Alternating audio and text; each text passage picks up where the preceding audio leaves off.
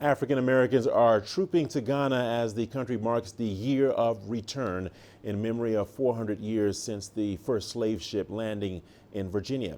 An African American professor of African Studies, Tani Sanchez from Los Angeles, went on a heritage tour with her daughter this August to honor her ancestors and find her roots. CGTN's Wilkister Nyabwa has the story. They have gone to Ghana in search of their roots.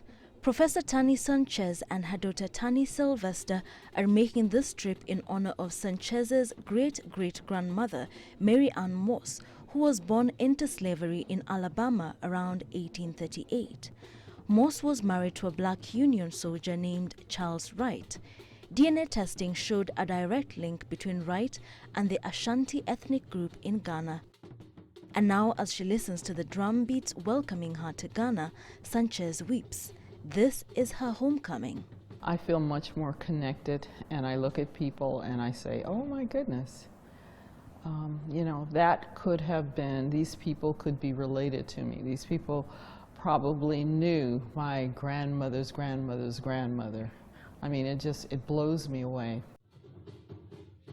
Sanchez spent a long time researching her ancestry, a quest which she compiled into a published book. In such cases, historians often reach dead ends due to a lack of personal records. It was genetic testing that gave Sanchez and others like her hope that DNA could shed light on their family's long-lost origins. Now she hopes to locate the exact family that she belonged to.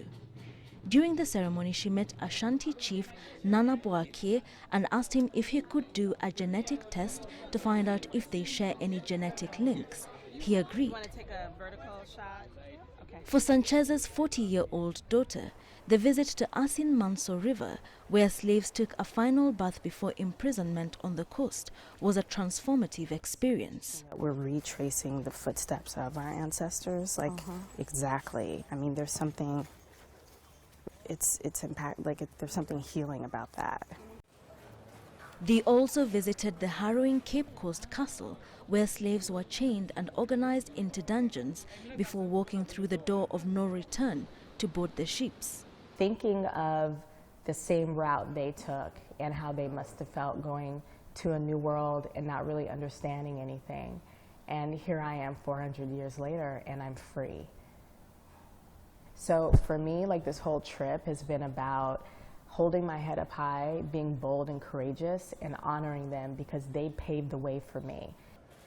When the tour ends, they will return to the United States, but this, they are convinced, is home.